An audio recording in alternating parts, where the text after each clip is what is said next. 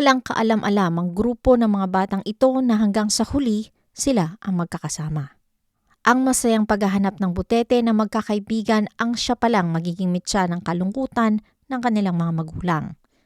Ang tinaguriang The Frog Boys na sina Woo Chul-won, 13 years old, Jo Ho-yoon, 12 years old, Kim Young-gyu, 11, Park Chan-in, 10, at Kim Jong-sik, 9 years old, ay naglahong parang bula sa bundok ng Waryong noong March 26, 1991.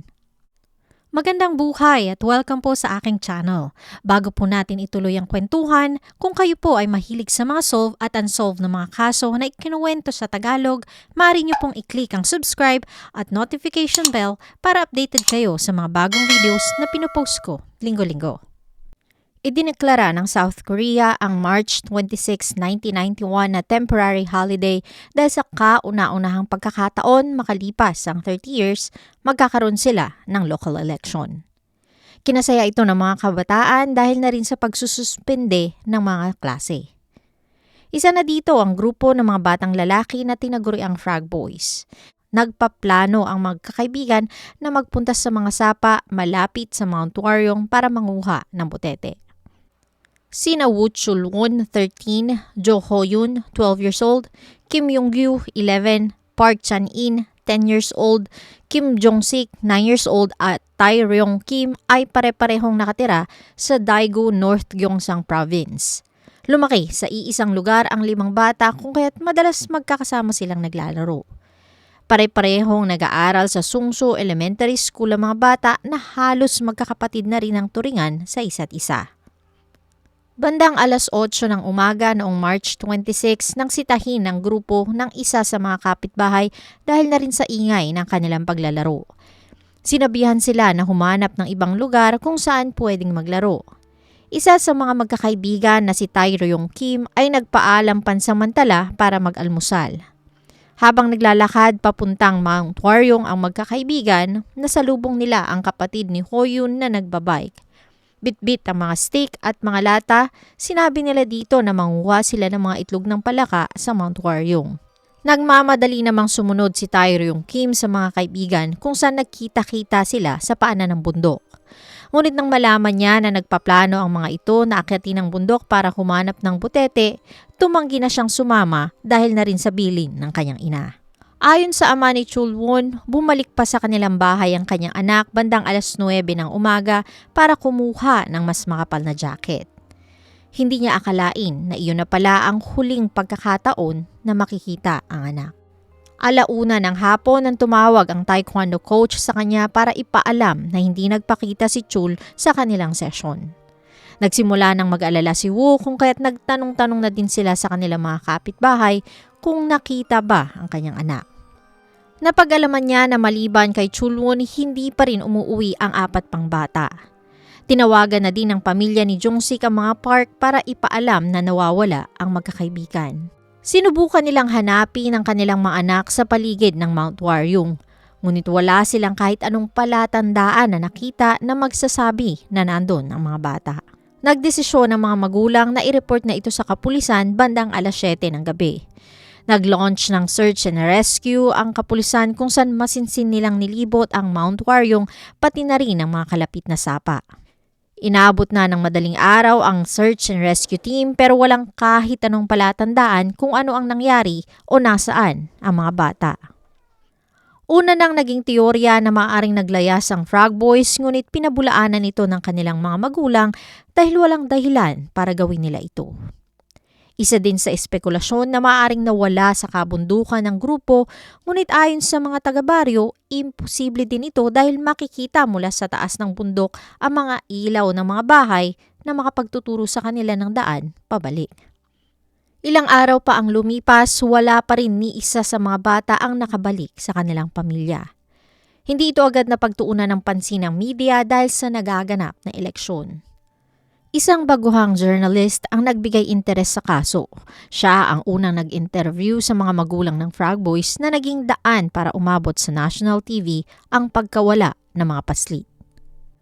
Nagsimula na ring mag-away-away ang mga magulang dahil sa nangyari sa kanilang mga anak. Kanya-kanyang sisihan ang nangyari sa bawat panig dahil sa di umano'y pagiging irresponsabling magulang. Sa kabila nito, hindi nila hinayaang mawala sa sirkulasyon ng media ang kaso ng pagkawala ng kanilang mga anak. Isang sikat na TV show ang nag-interview sa mga magulang ng mga nawawalang bata. Nagbigay daan ito para muling maglunsad ng search and rescue kung saan nagpadala na din ng nooy Pangulo ng bansa na si Roh Tai-woo ng halos 300,000 kapulisan para muling hanapin ng Frog Boys sa paligid ng Hwaryong. Maraming mga magulang, mga kapitbahay at iba pang volunteer ang sumama sa paghahanap sa mga bata. Naglabas na din ng reward na nagkakahalagang $35,000 para sa kahit anong impormasyon na makakatulong na makita ang mga paslit. Isang sasakyan ang ginamit ng mga magulang kung saan nilagyan nila ito ng malalaking pictures ng kanilang mga anak. Makikita din ang mga pictures ng mga bata sa ilang billboards, phone cards, newspaper, karton ng gatas, wrapper ng candy at iba pa na makakatulong sa paghahanap. Umabot na din sa iba't ibang lugar ang paghahanap sa mga nawawalang paslit. Mula sa Mount Hwaryong, nagpunta na din ang mga pamilya sa terminal ng mga bus, train stations, mga irigasyon, mga iskinita at iba pang baryo sa pagbabakasakali na mahanap ang kanilang mga anak. Nag-resign na din sa trabaho ang mga tatay ng nawawalang Frog Boys para mas matutukan ang paghahanap sa kanilang mga anak.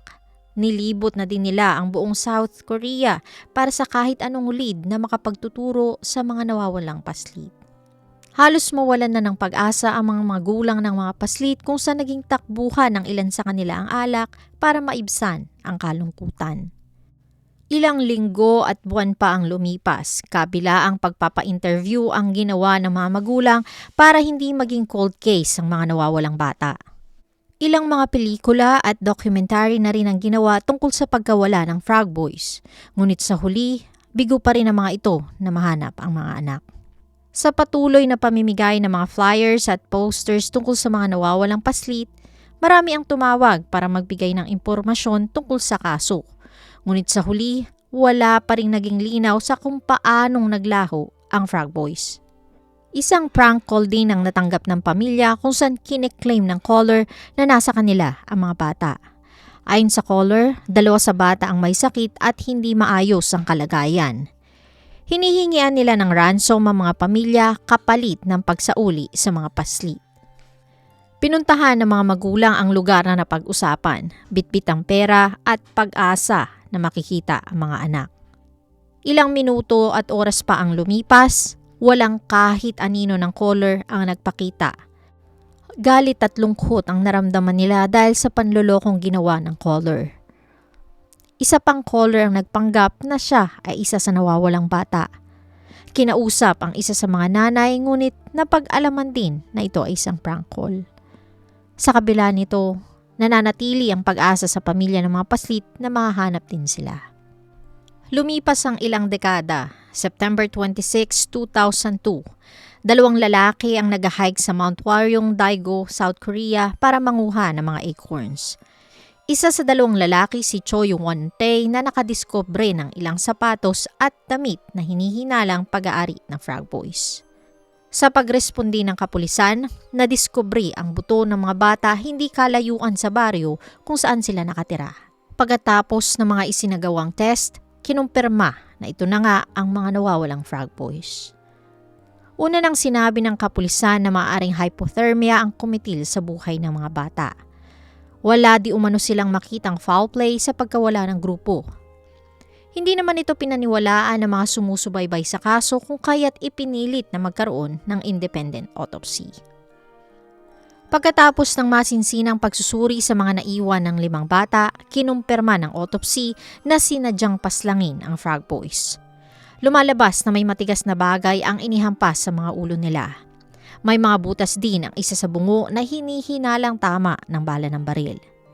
Naging palaisipan kung bakit hindi nakita agad ang mga labi ng Frog Boys sa kabila ng ginawang search and rescue sa parehong lugar. Pinaniniwalaan din na hindi ginalaw o inilipat ang mga bata dahil na rin sa mga lumot sa kanilang mga labi. Pinagtali-tali din ang mga damit ng mga paslit na maaring indikasyon daw na sa isang industrial setting nagtatrabaho ang salarin. Sa kabila ng mga nakuhang ebidensya, walang malinaw na lead ang kapulisan sa kung sino ang gumawa nito sa mawalang kalabang-labang mga paslit. Iba't ibang teorya ang naglabasan pagkatapos matagpuan ang labi ng mga bata. Pinabulaanan ng mga eksperto ang isa sa mga espekulasyon na maaaring hindi lang isa ang gumawa ng karumal-dumal na pagpaslang. Ayon sa kanila, iisang tao lang gumawa nito dahil na rin sa tindi ng mga pinsala ng mga bata. Isa pa sa espekulasyon ay maaari daw na nagkaroon ng aksidente at nadamay lamang ang mga bata para hindi na sila makapagsumbong. Ang iba na may kunestyon ang isang firing range na maaaring pinagmulan ng ligaw na bala na tumama sa isa sa mga bata. Isang eksperto naman ang nawala ng trabaho pagkatapos niyang sabihin na maaaring isa sa mga tatay ng biktima ang siya mismong gumawa ng pagpaslang. Ang lahat ng teorya ay pinabulaanan ng mga investigador dahil na rin sa kakulangan ng ebidensya. Isa pa sa naging teorya ng mga sumubaybay sa kaso ay ang maaaring pagkakadawit ng militar sa pagkawala ng mga paslit. Maliban sa shooting range sa kanang bahagi ng bundok, may military base naman sa kaliwang bahagi nito. Sa kabila ng masusing investigasyon, hindi binigyang pansin ang base militar kung saan nawala ang Frog Boys. Ito ay nananatiling palaisipan hindi lang sa pamilya kundi pati na rin sa mga umaasa na mabibigyan ng linaw ang kaso ng mga paslit. Taong 2006 natapos ang statute of limitation sa kaso ng pagkawala ng Frog Boys. Ang statute of limitation ay isang batas na naglilimita sa pagsampa ng kaso sa posibleng gumawa ng isang krimen. Sa South Korea, maaari lamang magsampa ng kaso within 15 years simula na nangyari ang insidente. Taong 2015, binago ito ng South Korea na siyang nagbigay pag-asa sa mga naiwan ng Frog Boys. Anumang ebidensya o impormasyon tungkol sa pagkawala ng mga bata, ito ay maaaring gamitin para makapagsampa ng kaso at mabigyan ng hustisya ang Frog Boys. Nanatiling cold case ang kaso ng Frog Boys. Samantala, isa sa mga ama ng biktima ang pumanaw dahil sa liver cancer noong October 2003. Ang iba naman ay patuloy na umaasa na makakamit ng kanilang mga anak ang hustisyang nararapat para sa kanila.